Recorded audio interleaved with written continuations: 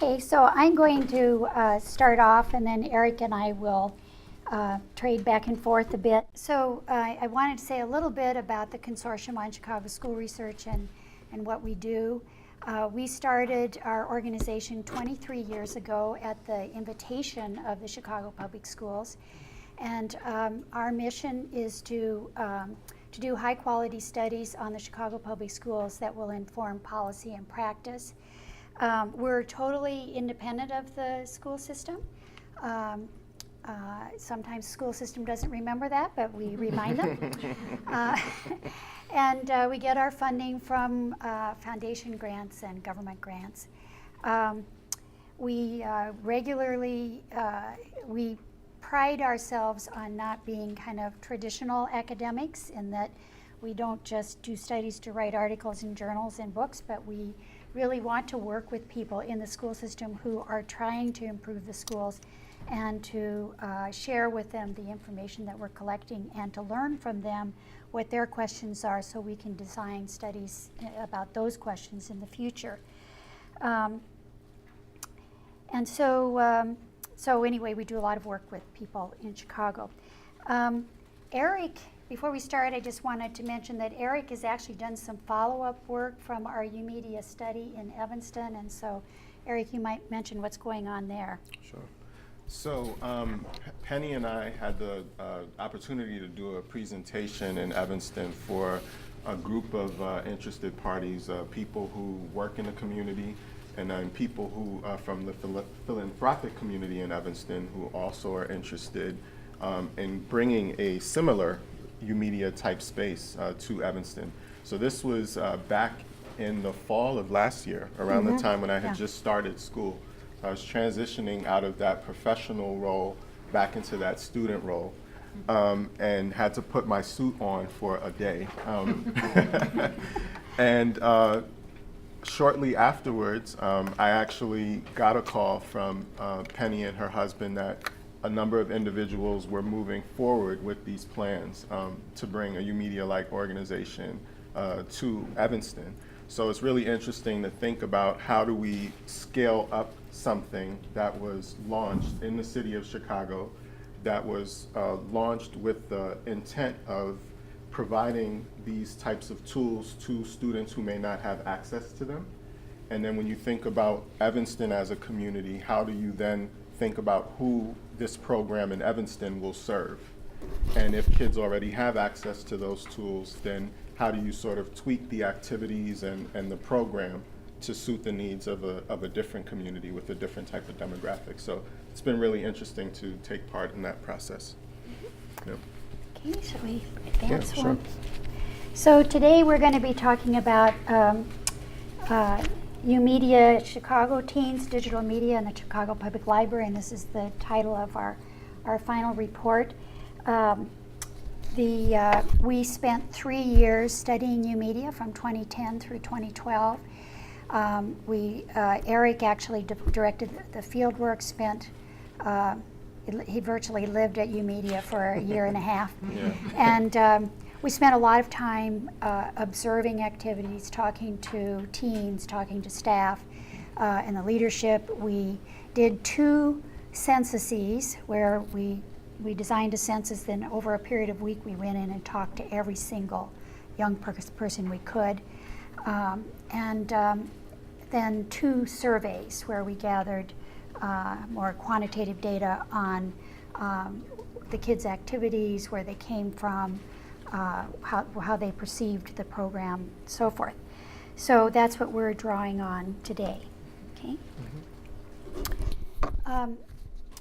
So this is, we're the Consortium on Chicago School Research, not the Consortium on Chicago Libraries Research. So this was a departure for us, but we were interested in doing it. It's more in the realm of innovation than improvement. So you see from this slide, you can see a picture of our book, which is about research on how you improve schools. But we know in change and in progress that you can't just rely on small improvements. There have to be whole paradigm shifts. and that's what YOUmedia is. And it doesn't mean that there haven't been other things in the past similar to it, but the amount of investment, the amount of design, the comprehensiveness of the program, the aspirations for the program, and the capitalizing on the digital technologies in particular, and bringing those together with other things are particularly interesting. And we thought this was interesting for us because this has ramifications for the use of technology and digital media in the classroom. Okay. So Eric, you want to go ahead? Sure. So what exactly is YOUmedia? And essentially, YOUmedia is a digital media infused learning space for high school age youth. It's housed at the Harold Washington Library, which is the main library center downtown in Chicago. It's available to use at no cost. So all you need is a library card, and you can utilize all of the tools and the technology as well as the space. We estimated from, so Penny had mentioned earlier that we had done 2 censuses, and we estimated from those censuses that about 350 to 500 unique users come to the YOUmedia space on a weekly basis. And as you can sort of see in this picture, and I'll point some things out to you. Actually, maybe if this pointer works, if I can get it to work, I can sort of point some things out to you. But the intent of YOUmedia is to have ample digital production equipment available for teens to use. So you'll notice that there are a couple of teens here who are using these white Mac laptops.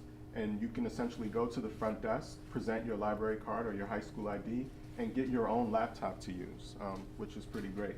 They also, you'll notice in the far end of the picture there that there's a gentleman sitting at a desk. And so YOUmedia had 2 kiosks with really big, high-powered iMacs. So in addition to taking out your own laptop, you could also use the iMac. You notice there that there's a keyboard as well. And again, that's part of the philosophy of the space in terms of making these tools available. So this is something that is out for students to use and to tinker on at their own will. And then there's a gentleman coming out of that door there in a red shirt, and that's actually a full-fledged recording studio.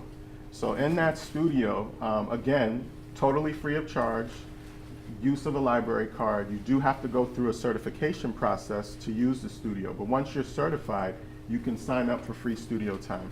And kids use the studio to make music and to make podcasts. We should also say that YOUmedia is interest-powered, so the youth interests are what drive the programming in the space. And at the time that we were there conducting our study, the majority of the programs centered on music and spoken word and electronic gaming, writing, and design. Since we had left, they've added a science and technology strand that leads teens through some innovative challenges. This is a FUSE program. Some of you might be familiar with that.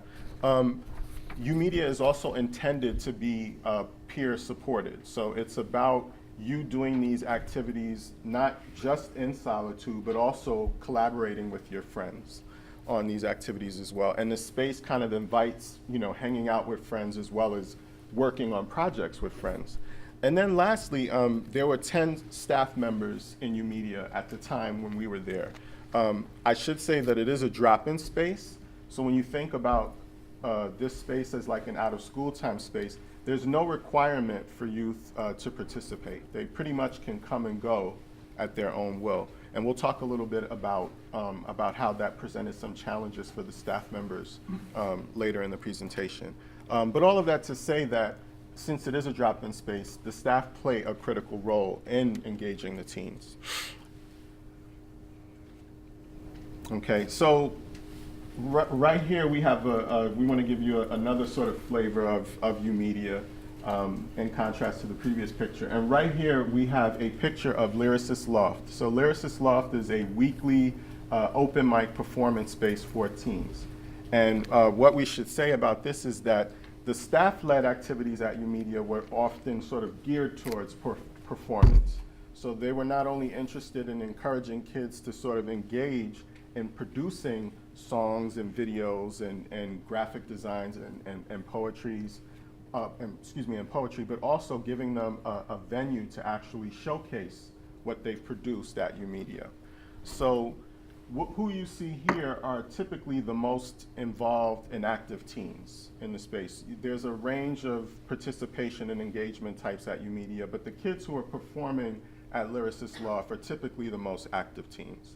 And YOUmedia also had signature projects, and signature projects kind of brought staff and the most active teens together to sort of create a shared production. So you could think about, for example, they participate in the One Book, One Chicago project.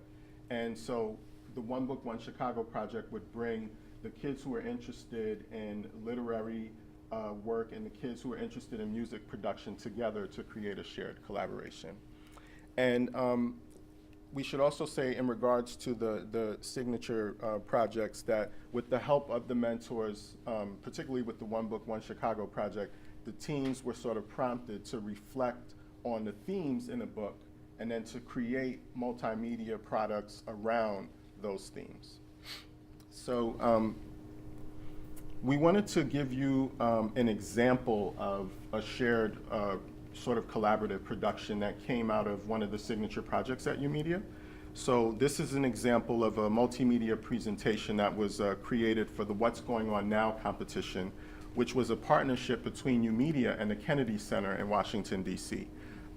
We'll explain more about the partnership later, but I should say that Keisha, the young woman who's featured in this multimedia clip, is an avid poet, and she's one of the more sort of active and involved teens at YOUmedia. So you can hear her poem.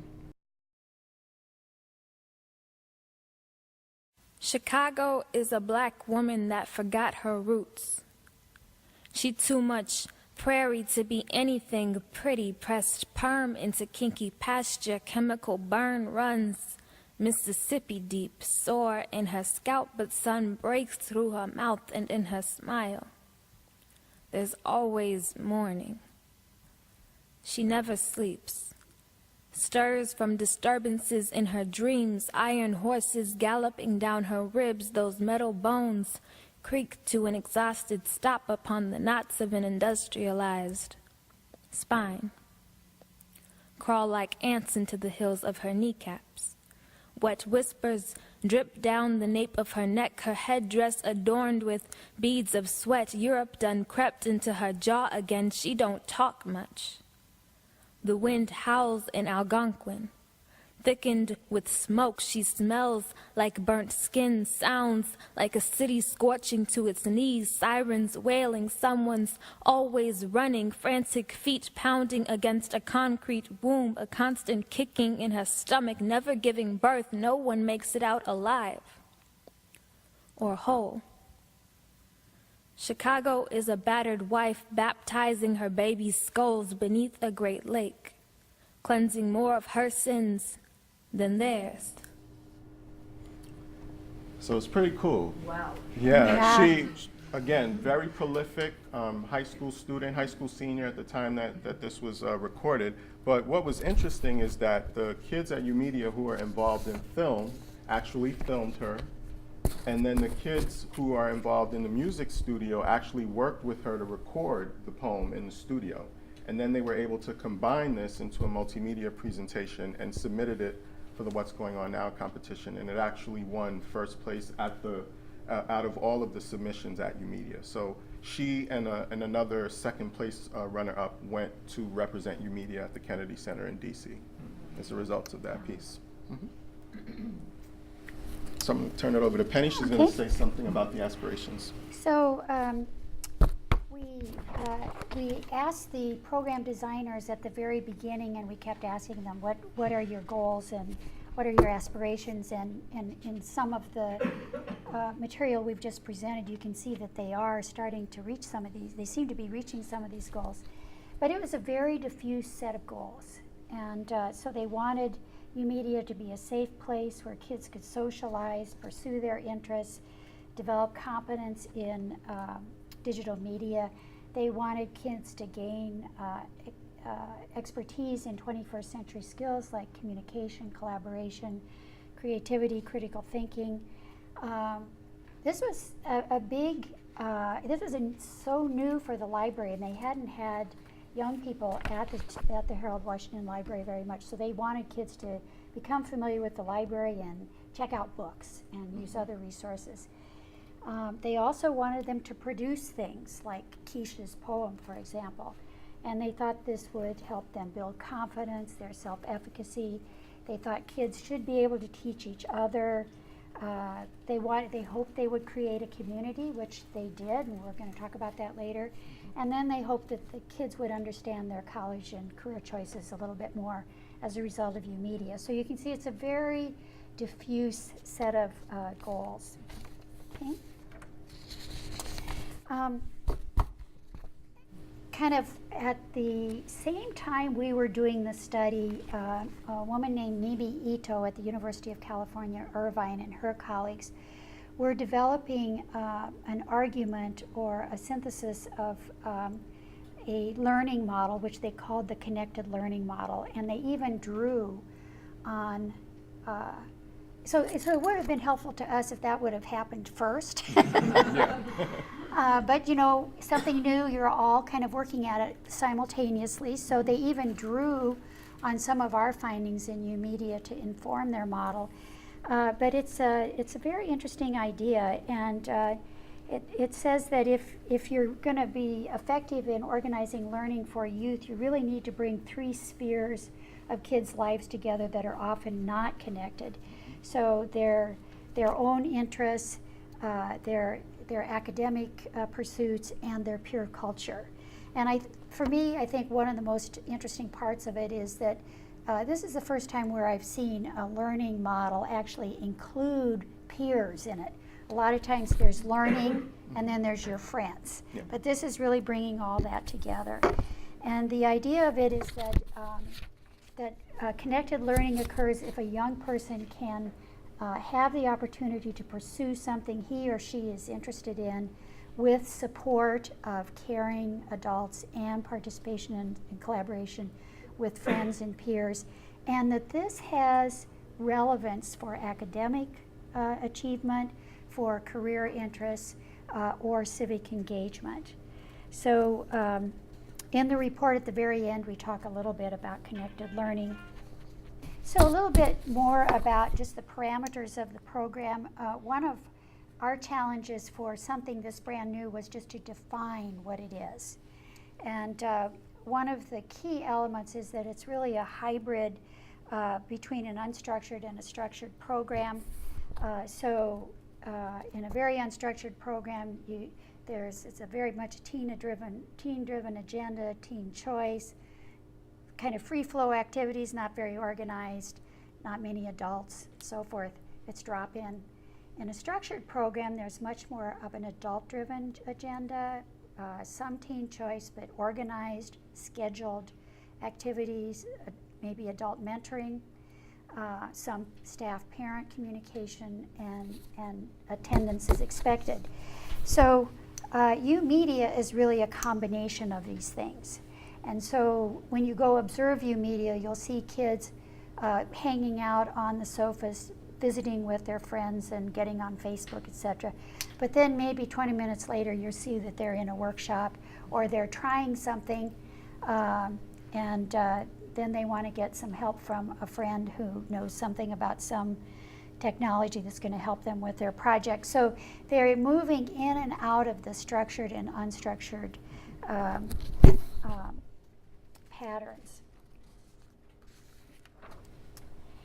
So a little bit about who the youth are that were served by YOUmedia. About two-thirds of them about two-thirds of the teens are African American. Fully 40% of the group is African American males, and this is notable because we know from our experience in Chicago that African American males are not very well served in schools, not necessarily well served in after school. So the fact that YOUmedia is consistently attracting these these young teens is just important to recognize. About half the teens live in the south side of Chicago. About 3/4 of them live 5 miles away. So one of the reasons they can go to YOUmedia is that teens attend high school all over the city. Most recently, I saw that only 1/3 of high school students attend their neighborhood high school. So many of them, they may live on the south side and go north side to high school and then come back and go to YOUmedia on their way home, or vice versa. Yet about half of them are making a special trip. So we saw this as a real commitment and a commitment on their part and attraction on YOUmedia's part. 3/4 of them told us they have a high-speed internet connection at home. So YOUmedia is not a place they're going because they don't have internet. I mean, YOUmedia has many more things, but it's not necessarily offering that to them as the sole resource. It's quite a diverse group of kids. So 1/3 of them attend selective enrollment high school. And if you may have heard about this in Chicago, we have about 10 selective enrollment, I think, high schools. So kids have to test into them. It is harder to get into Peyton High School than to get into Harvard. Okay? So some of these are highly selective, highly sought after. So these kids are strong academic, they have strong academic skills. At the same time, we have kids from military academies, regular schools, so it's a real mix of kids. Okay, from our surveys and a little bit from our interviews with kids, we developed a typology of teen participation, and this typology we would say is probably most true for the moment we did it, and it probably can change a little bit because kids will change their activities. But this is what we found. About 18% of the kids are what we call socializers. So these are kids who spend most of their time socializing with their friends, getting on Facebook. They dabble a little bit in the workshop. They're pretty they're socializers, so they're pretty social, and they talk to the mentors. The next group is a group that kind of surprised us. These are reader-studiers. They use YOUmedia like a library. They do their homework. They use the computers to get their homework done. They're often talking to the librarians, getting advice about books. They're checking out books, and they're a pretty diligent group. The floaters are a group of kids who are more involved in workshops and the YOUmedia activities than the previous two groups, but they kind of dabble. So they might take a workshop on podcasting, they might do something in video, they might mess around in the music studio, and they really are kind of, just getting appetizers and figuring out what they might be interested in. They also socialize a lot. The experimenters, this is a small group, mainly African American males, and they come in and they sit down at the keyboard. And I have some reports here. We can get more to you if you want them. We have a couple of pictures of guys at the keyboard, and this was very typical of this group. So most of them took workshops, mainly around music, but they came in to use the equipment. They didn't interact with the mentors very much. They did socialize some, but they really made a beeline for the keyboard or the computer where they could work on their music. And then the last group is the creators, and I think this is the group that the founders had in mind. So they are the ones who are really making, doing, they're there a lot. And this group we divided into two. So one group is the African American males who are in the music studio, producing music, entering competitions, performing.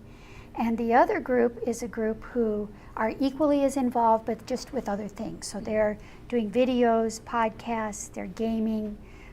There's a group called Library of Games. They review video games.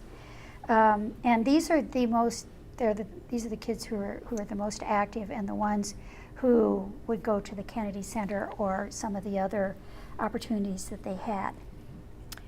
So we asked them in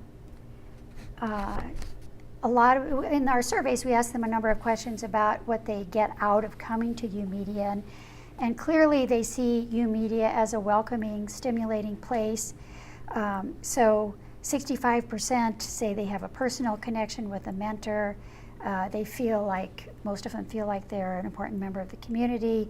They've been introduced to some new interest. Some come with an interest and they get involved in that, but many have been introduced to a new interest, so their horizons have been widened some. And my favorite statistic of all is that 89% agree that it's cool to be excited about your interests. So when you think about CPS, one of the things they kind of fight in the peer culture that it's not okay to be an achiever.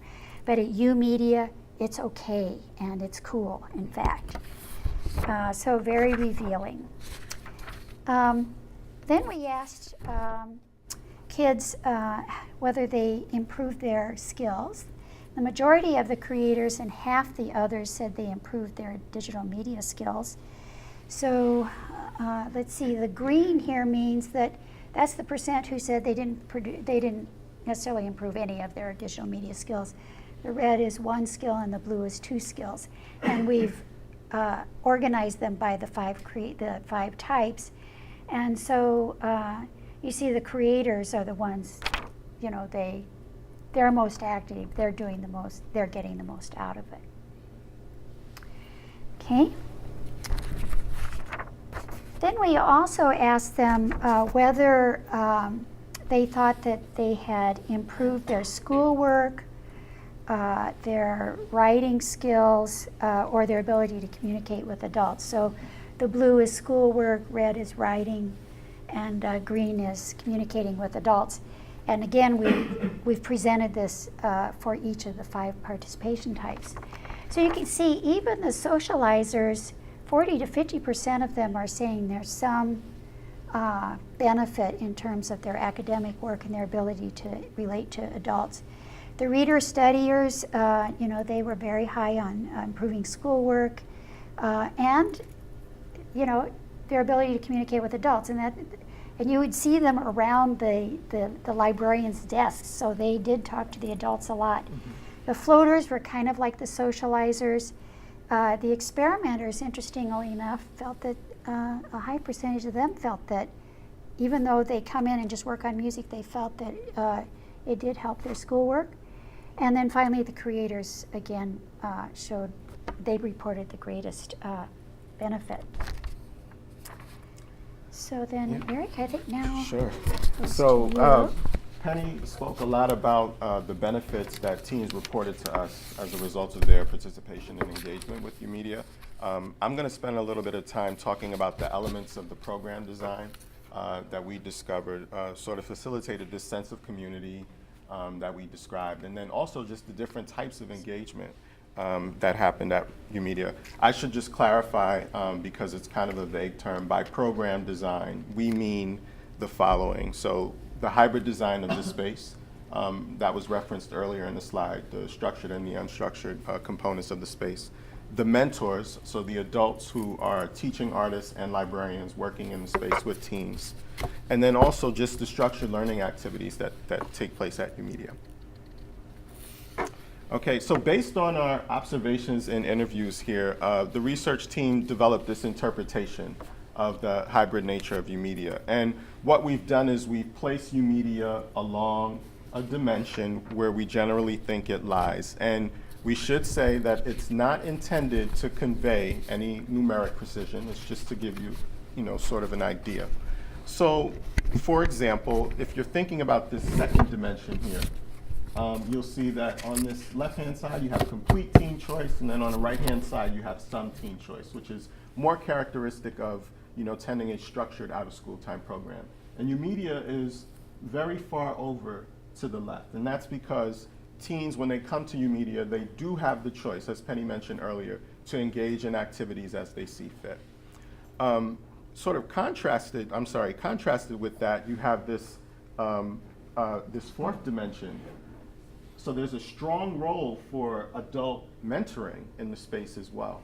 And so we're going to talk a little bit about how those two elements sort of, I don't want to say they were at odds, but it made for an interesting sort of tension. So what we have here is the perspective of a teen as a, why do you go to YOUmedia in comparison to going to other places? What's the attraction? So I'm not going to read it all, but just to sort of emphasize that teen choice component that I had mentioned to you earlier, they're not forcing it down your throat. It's a good place that gives you the option. You can pursue it or you can just chill. And you pursue it when you're ready. And that's very much the ethos of teens who go to YOUmedia. This is not a place that I go to if I'm expecting to like be working the entire time that I'm there.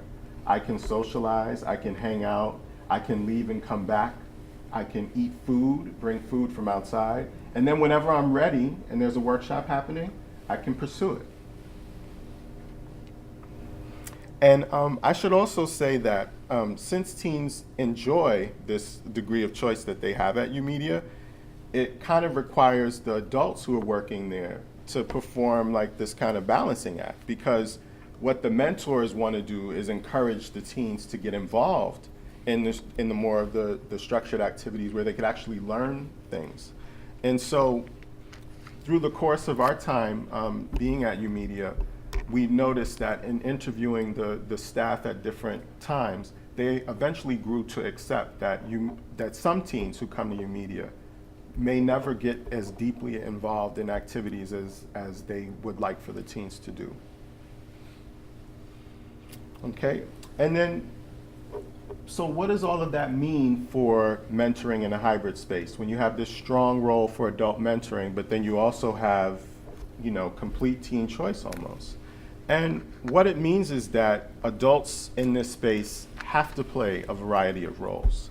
You're not solely a mentor. You're a Pied Piper. You're designing the program. You're being a counselor to teens when they come to you to talk about, I just broke up with my boyfriend or girlfriend, or my mom pissed me off, or more seriously, like I'm homeless. They were actually bringing those degree of issues to mentors, attention. And we wanted to sort of provide an example from our qualitative data on one of the mentors describing how she plays these different roles and supports the teens who come to YOUmedia. And she told us it's just being there for the students. You could be a sounding board if need be. You could give some advice. I try not to be this authoritative voice. But at the same time, if I see them going down a path, I might offer them other suggestions, nudgingly. So that nudging, that cajoling, that was a skill that you needed to have as a mentor sort of working in this space.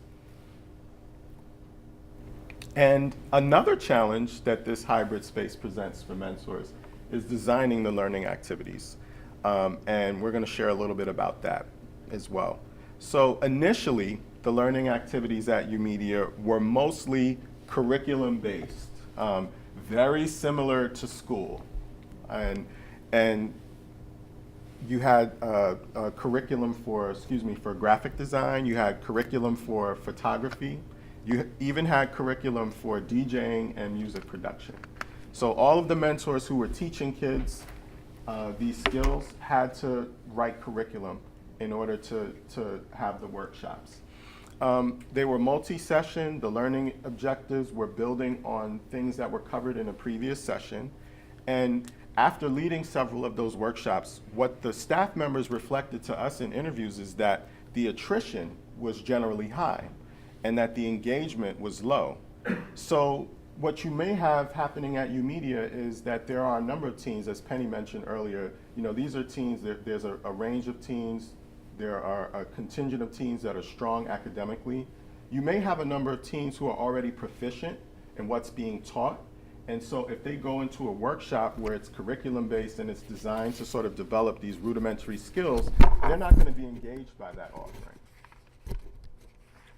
So as a result of that, YOUmedia sort of adapted and evolved, its model a little bit, and they started incorporating more project-based workshops as well.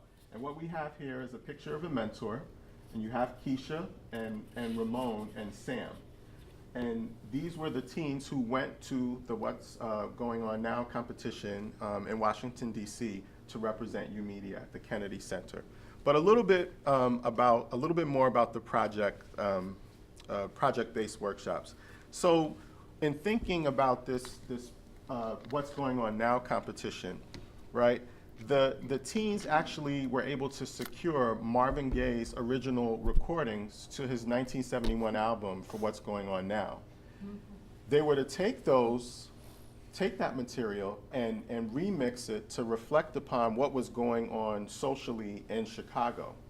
So you have to have a high degree of aptitude and proficiency, as you all sort of attested to with Keisha's poem, in order to pull something off like that.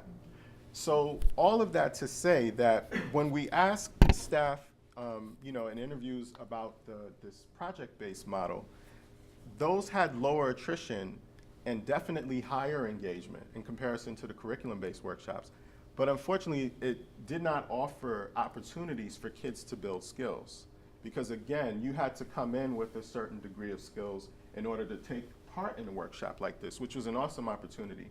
These kids got to meet famous recording artists like John Legend.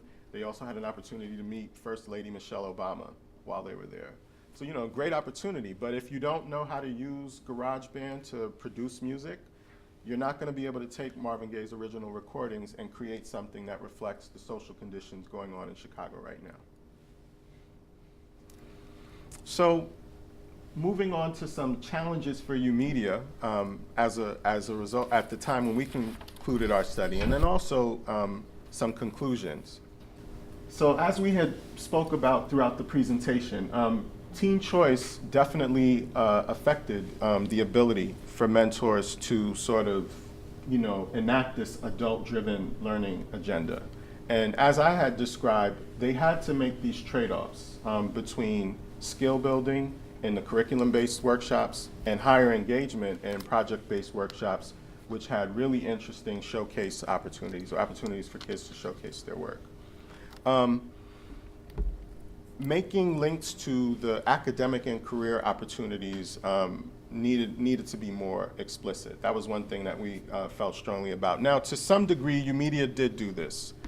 So, for example, there are a number of teens at YOUmedia who were involved in writing their own blogs before they came to YOUmedia, and YOUmedia was able to partner with the Huffington Post, and a few teens were featured. Actually, their blog pieces were featured in Huffington Post Teen.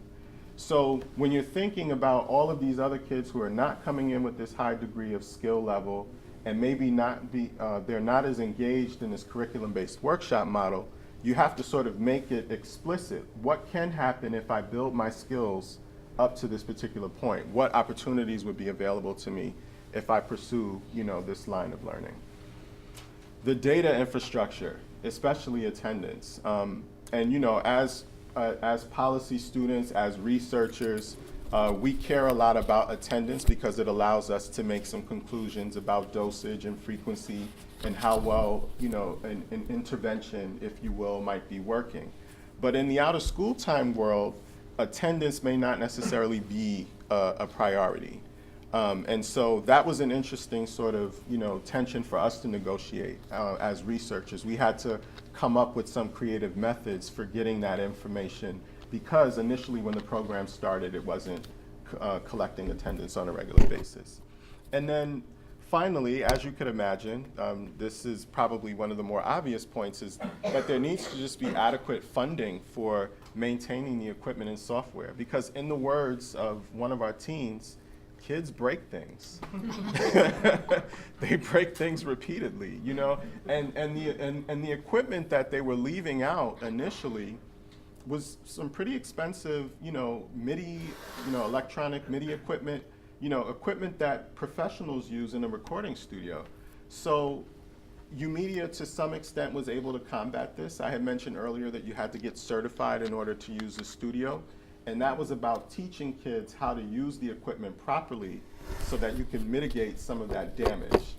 But if you don't have a contingency plan in place for sort of, maintaining your equipment and software, it would be hard to run a space like this without that. And just a little bit about sustaining partnerships. So YOUmedia represented a collaboration between the Chicago Public Library, the MacArthur Foundation, and the Digital Youth Network. And the stresses and tensions when multiple organizations are like coming together to try to run something are inevitable. And this was a challenge for YOUmedia. One thing that we noticed is that as time progressed, the staff who were working there started to incorporate a regular mechanism for meeting and communicating with each other on a more frequent basis. And now that YOUmedia has continued to evolve, Chicago Public Libraries is taking on more of the responsibility. So Will had mentioned earlier that they got approved for some of their funding, and this is something that Chicago Public Library is actually including in their annual budget to continue funding as time goes on, which is great. But when you're thinking about the partnership component of it, you have to sort of not take for granted that if you don't have a structure in place for communicating across these different organizations, that things may not run or operate as smoothly. And Eric, could I add Sure. something there? So just to create YOUmedia, it had to be a partnership because Digital Youth Network had the educational, the arts, the curriculum, those skills as well as mentoring skills. The library, and some of the librarians gained some of those skills as they worked with the Digital Youth Network. So you had really, they really needed the competence of both organizations in order to make it happen, and then obviously the funding from MacArthur. So that was why they had to start by working together. And then lastly, just some conclusions really quickly, to highlight some of the points that we mentioned earlier. So as Penny discussed, YOUmedia was successful in attracting teens from a wide swath of the city. We actually did some analyses where we just looked at where teens were coming from, based on their zip code that they reported, and they were really coming from all over the city. As also mentioned, a significant portion of the kids who were coming regularly were African American males, who are typically underserved, not only in school, but also in out-of-school institutions. So it's really interesting that Chicago Public Library is sort of at the forefront of engaging a group that is typically underserved. The combination of the physical space, and this is something that we iterated throughout the presentation, the physical space, the adults, the routines, all of those things contributed to facilitating the deep sense of community that happened at YOUmedia. And if you think about the fact that YOUmedia was actually able to engage a quarter of their kids intensively, so you think back to that typology slide that we showed you earlier, and about 22% of the kids, were coming to YOUmedia regularly and producing and creating and doing what the program designers envisioned. There may be a lesson there, for learning and engagement, for schools to take note of. And then lastly, the YOUmedia and the connected learning model, hold some promise for out-of-school time programs and also school-based programs. Project-based learning, showcasing what you've done to your peers, getting their approval, all of those sorts of things, appeal to teens. Collaborating with adults who share the interests that you have as well as your peers, all of those sorts of things, appeal greatly to teens. And then as we, showed earlier in the presentation, performance also appeals to teens. I have to say that was probably one of the most interesting parts of being embedded at YOUmedia, is that every Wednesday I got to stay late and watch the kids perform. And so that was great. We could not have conducted this study without the generous support of the MacArthur Foundation. And as Penny has educated me. They've been supporting the consortium since its inception. So even when they decided to move into a different realm, they brought the consortium along with them, which presented an exciting opportunity for us. It did. Yeah. So thank you.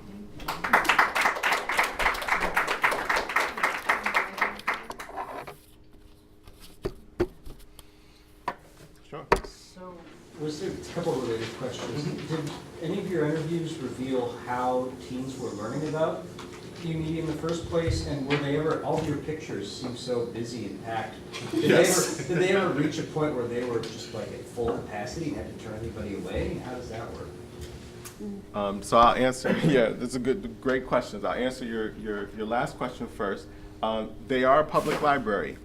So even though it's its own sort of space, it is a space within a public library. So it has the same norms that a library would have. They would never turn away patrons. They would, and in fact, I've been at YOUmedia when patrons were sort of acting unruly, and they still refused to turn them away. I mean, you would have to do something really egregious for them to ask you to leave. So that is an interesting, tension, and sort of thinking about. As far as how kids learn about it, word of mouth.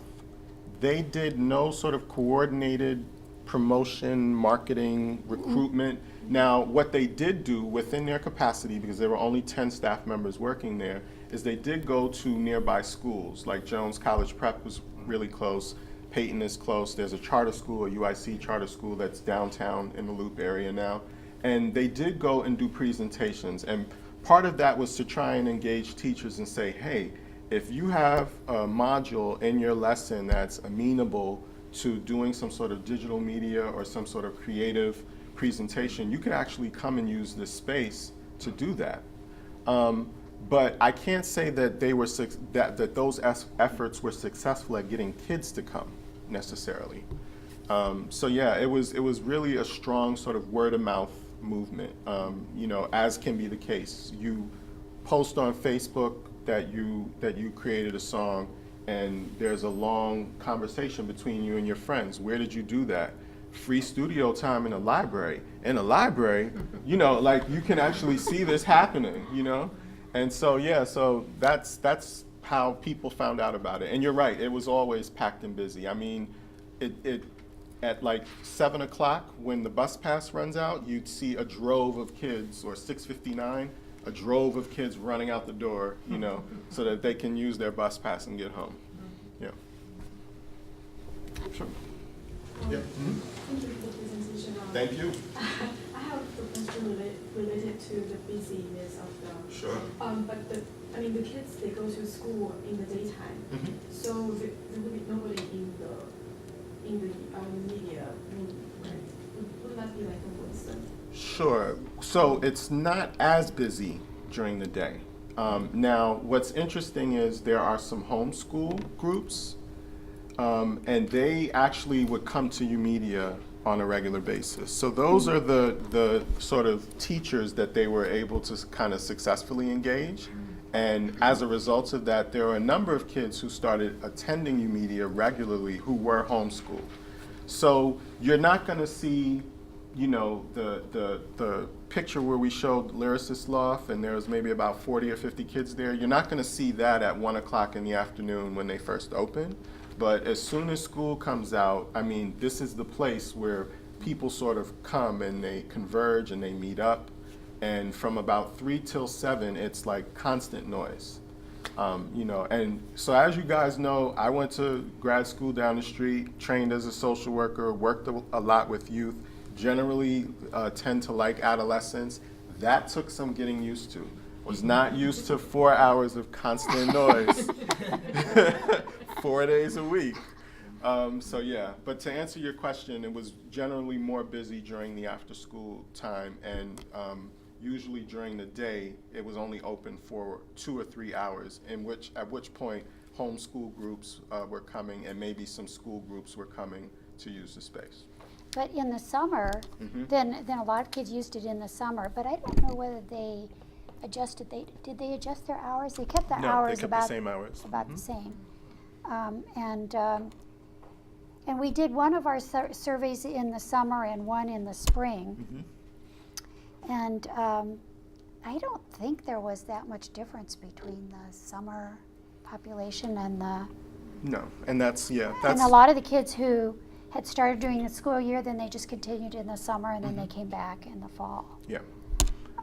Yeah, we did the census during the summertime and the school year because we thought that the populations might be different. We thought that kids who live further away from YOUmedia would be more apt to come during the summer. Like Penny mentioned earlier, some kids are making a special trip. So if you live all the way out in Austin, which is like far west on the border of Oak Park, and you go to school in Austin, if you come to YOUmedia, that's a special trip. That's like a 5-mile trip out of your way. But there was no difference between the two populations. Yeah. Gentlemen here? Yep. So you have the 5 different buckets of teens, like floaters and experimenters and creators. I'm wondering if you saw any progression from like floater to creator, like teens getting more and more comfortable and doing more and more? Absolutely. No, this is a great question. So one of the aspects of the study design that I'll credit to the more senior people on the study, Penny, Sue, and Stacy, who are not here with us, is that we did a case study in addition to the survey. So we followed a group of 23 teens over the course of 18 months. And with that group of teens, and I should say within that group of teens, there were already some kids who were firmly creators, or they were firmly socializers. But you did have some kids, a small number, if I had to estimate, I would say about 4 or 5, who learned about the space.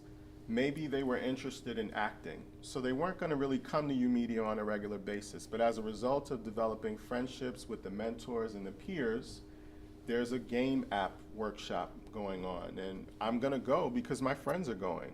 And then next time you talk to them, they're like, hey, I actually like this. I didn't know that I was going to enjoy making an app, but it's really cool. I mean, there's no overlap between acting and making an app necessarily, right? So that was actually one of the experience of one of the teens in our case study group. To answer your question, there probably, and Penny mentioned this earlier, it is very fluid, so there is going to be some movement. But it was hard for us to track, and a lot of that had to do with the data systems that were in place. They did not start collecting attendance data at workshops until maybe 6 to 9 months after we were already there collecting data, for example. So, yeah. Can I just follow on that question? Sure. It was similar thought was, it looks to me like a spectrum. You've got socializer on the one end and creator on the other, and I'm super curious what that axis is. What's the left-hand side and what's the right-hand side? Where are they headed, or is there a directionality to it? I don't think we actually, Yeah. I don't think we, except for our case study group, that was the only group that we followed longitudinally. And so I don't think there was a strong pattern. I mean, there were examples of kids who would move on to get involved with a particular interest. But I don't think we actually have enough information to say what the pattern would be. Sure. And the program designers are, and the library particularly, they're a little ambivalent on this point. If a group of young people are coming to the library and crashing there and spending time and socializing, that is perfectly fine with them because it's a place the kids love, even if they never kind of progress to something else. I think actually the mentors always wanted, Sure. the mentors wanted to get them involved and get them making and doing. Yeah. The library, so has a particular point of view, and they're there to serve their patrons, and they're providing a great service. If it's a safe, friendly, engaging place where kids can come and crash. Sure. So there's a little, I think, ambivalence, and even as we're talking about what may or may not happen in Evanston, we're all discussing that, Yeah. you know, how structured do you want to be? Yeah, and if I could just add to that, there was a point in time, so just due to the presence of the Digital Youth Network, which was an organization that was working with kids in schools, it was very structured, very curriculum-based. They did want to see kids progress, but I like to think of the typology as more of like states, you know, states that people can move in between rather than like this is who you are and you are firmly that all the time. And as we mentioned in the presentation, they may have wanted kids to progress towards doing creation because there's the belief that that will lead to more opportunities, that could potentially open up career and college options that kids were otherwise not, you know, knowledgeable about. But when they realized that this was also a hanging out space, I think they kind of gave up on that ambition. So maybe it's just not linear, maybe it's more of like. Correct. Yeah. Floating Yes. bubbles Sure, that yeah. You float to. Yes, absolutely. Thanks. Thank you. Yeah. Yeah, I mean, so given all of that, I'm just curious about if you know how they assess. That's the question. Yeah, no, Is that general? no. I'm glad you bring that up because that's definitely something that we were Yeah. interested in doing for them, and unfortunately we couldn't carry it out because they weren't collecting the information that we would need in order to do that type of analysis. So to answer your question, assessment is very informal at YOUmedia. And I mean, there's informal assessment that happens in a classroom when a teacher's giving a lesson. But we couldn't, you know, so that's not necessarily a bad thing. I think the fact that there wasn't much formal assessment in addition or in combination with, you know, the informal assessment is questionable. I don't know, you know, yeah. There's been a move towards, in programs like this, a move towards awarding badges. And these badges are, there's a national registry of these badges. So if you become very competent in creating videos, you can, and they have rubrics for awarding these badges. You can get a badge, and that's then in a national database. And the idea is that it's not so much assessment, but just recognition of growing competence in some areas. And so I think, and the MacArthur Foundation awarded a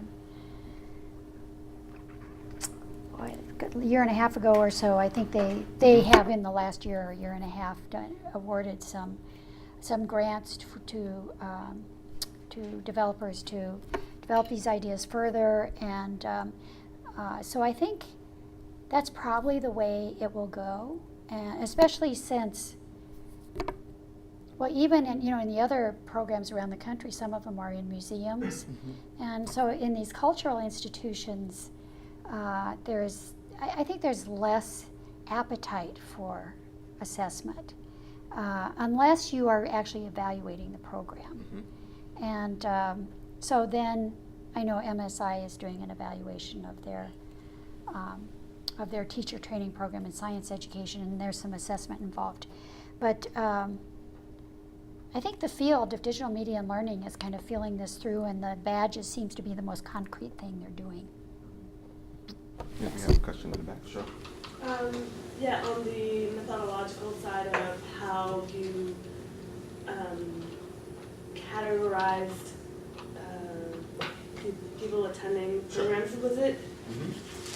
Did you make these categories after the survey and then follow up with, was the survey anonymous, or did you, just through observing, categorize people and then try to match them with their survey? Or No, yeah. So we had a pretty lengthy survey. We asked them questions about participation and their engagement in the space. we categorized them based on their participation, or excuse me, on their engagement, on those engagement questions, and then validated those categories based on the participation. So. Yeah, in one, the specific question that organized the kids was, it was an open-ended question. What do you spend your most time doing at YOUmedia? And then that allowed us to create some categories, and then we looked at those and then we looked at the responses of the kids who looked like maybe they were creators, and we looked at, did they take a lot of workshops? Yes. Did they spend a lot of time at the space? Yes. So it was that kind of thing, and a lot of people looked at that too. Was it anonymous? Yes. It was an online survey. Yeah. Yeah. Yeah, so we couldn't track. Yeah. Question in the back, yeah. This is kind of just a practical question, but is there a formal sign-in for YOUmedia? No formal sign-in. They do collect information from you when you come to the space, because they started using a program that some of you may be familiar with called CitySpan, which is used by most of the out-of-school time programs here in Chicago. So they only had information sheet so that they could populate CitySpan. It really was access, your access was granted via your library card. And so what was interesting is you had kids who like borrowed a book when they were in 3rd grade that they never returned. So they come in with their friend, right? And look, you're looking them up in the computer, and there's like a $20 fine, on their account because, so I saw a lot of forgiveness of fines from lost books from 3rd grade because I moved 2 times since then, and I don't know where that book is. But yeah, it was really just your library card. What information does that collect? Your address? Yeah, Did you get a library card? Oh yeah, just your address, and I think maybe school and what grade you're in, and that's it. Yeah. They do have a sign out system for equipment, so for signing out video cameras or laptop computers, etc. And we got some of that data, but it was not very. There were a lot of holes in it, and we using those kinds of passive pieces of information. I don't know. I'm not sure how much people have. They want to count the number of times the turnstile's gone around, and Yeah. they want to count a lot of these passive observations. But I'm not sure what it really tells you. I always think it's better just to get in there and see what they're doing and talk to them. Yeah, it's who's compliant is what it tells Yeah, you, like who yeah. will actually, Yeah. because it's not like you have to scan anything to get in. You can just walk in. I mean, the entrances are right on State Street, and so you often had like adults sort of walking in and like, what is going on? And they're like, okay, yeah, just go out that door and take a left. You'll be in the main library corridor. So. Yeah, it really is open, and it really is a public space. Yep. So you said already that it sounds like most of the kids who are coming to the space hear about it through word of mouth. Mm-hmm. I am just wondering if you could say a little bit more about what it's like for kids who maybe don't come in with a friend, or what engagement of new people coming into the space would be like. Yeah, no, that's a great question. So the staff made it a point to sort of engage youth frequently on a regular basis. I mean, I think intuitively they understood that if we don't try to sort of reach out and connect with all of the kids who are coming here, they're not going to get involved in these things. As one of the mentors told us, they're not going to come to my workshop when you got GarageBand over there, right? Like, I'm not cooler than GarageBand. and it is true, because initially, you're an adult, and so they don't know that you're cool until they get to know you and realize that, 10 years ago, you're interested in the same things that they're interested in now. And it grows and develops into them wanting to be like you or be you when they grow up. So they really did make it a point of engaging kids who were coming into the space, whether they were coming alone or with a friend. And then the other thing that I can say, we talked about how the deep sense of community was facilitated. I actually observed kids going up to each other and introducing themselves, which I don't recall there being a space like that when I was in high school, 15 years ago, where you just would walk into a space and kids would kind of introduce themselves to each other. So that was kind of like the culture, hey, my name is Eric, I'm into music. What are you into? Oh, my name is Penny, I'm into graphic design. Oh, well, I actually need somebody to, help me create some artwork for my CD. Oh, well, then we should sit down and talk. I mean, those kinds of conversations, they're like little adult people, Like those kinds of conversations happened, all of the time. So a lot of people came there and made friends with people that they didn't know before. That was also something that we asked on our survey. So yeah, it was a really interesting, dynamic. This would work in different neighborhoods in the city, or is there something about it being downtown, one location, Harold Washington Library, that might make this more special for teams of people? Yeah. That's a great Well, question. Yeah. the library now has put it in 4, at least as of last spring, it was 4 branch libraries. And, there are 77 libraries in Chicago. I mean, it's a lot of them. So what happens in the branch libraries is it's smaller, and we have never gone out and observed those. We had enough to do to kind of figure out YOUmedia, the main YOUmedia.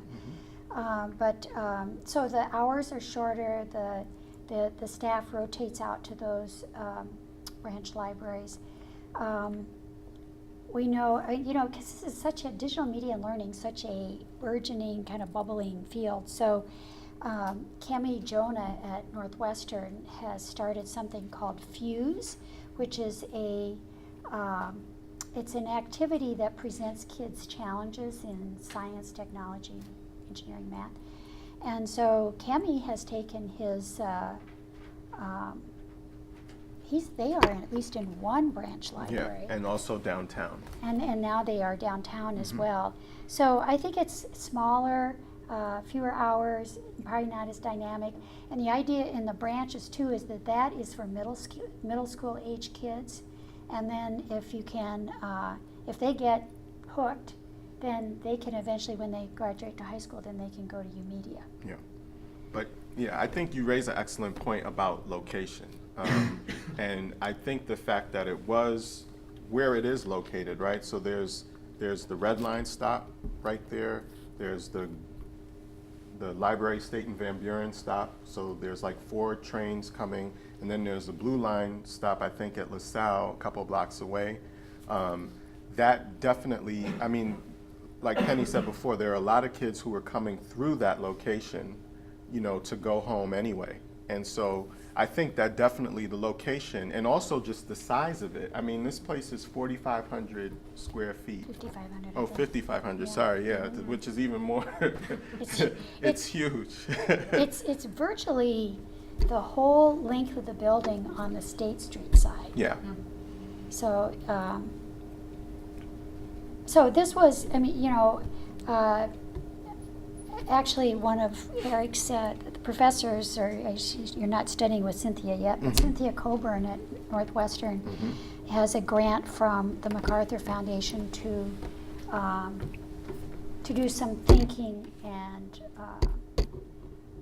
some suggesting perhaps about how you scale something like this. So obviously this was done as a big, high profile, has enough size that you can really do a lot. I mean, 10 staff members, that's pretty big. And so how this gets adapted for other organizations, I think is, I think every organization and locale is going to adapt it slightly differently given what they want to accomplish and the kind of kids they have and the kinds of strengths they have in their location. The implicit contrast I think of when I hear about wonderful programs like this and a kind of high engagement and high production that comes out of it. And I think there are other models across the arts in the city like Marwin for the visual arts and Albany Art Theater Project that works with teens and theater, those kinds of things. So this is, you know, it's part of a package of that. But for me, the contrast, I should say, not comparison, is not out of school programs, it's school. Yeah. Right, Yes. and so, I mean, really, the kind of nudge factor that you were talking about is, I would hope, would be understood in schools as what engages learning, deep learning. But this is the question along with it, which is, I think it's really important and it's very interesting to see the ways in which the kids themselves perceive that their academic skills have improved. Could you find any way to corroborate that with, you know, has their writing in fact improved in school, and so you could actually Yeah. show that kind of impact? Mhm. Qualitatively, we could, yeah. Yeah. Yeah. And there is the group from, there's a group from NYU that is continuing to study YOUmedia. And one of the things they had wanted to do as they were starting and after we were finishing was to try to make the connection to the school and see what kids are doing in their classrooms and what they're doing at YOUmedia and whether there's any connection. Because it seems like that would be a ripe place for some good work to be done. When we were doing the YOUmedia study, we also, the backbone of a lot of our research is our now annual surveys, they used to be every 2 years, of 6th through 12th graders in the Chicago Public Schools, all teachers and all principals. And so we had a few questions on, so we asked questions of students, teachers, and principals. And so the contrast between what we were finding with our CPS survey and what we were finding with YOUmedia was just gigantic. So the teachers, when we asked kids, how often do you use a computer other than for word processing for an assignment in your classes, only let's see if I can remember this, it's only about a quarter, Yeah. I think. Only about a quarter said that happens weekly, and everybody else it's less. And maybe 30% would say almost never.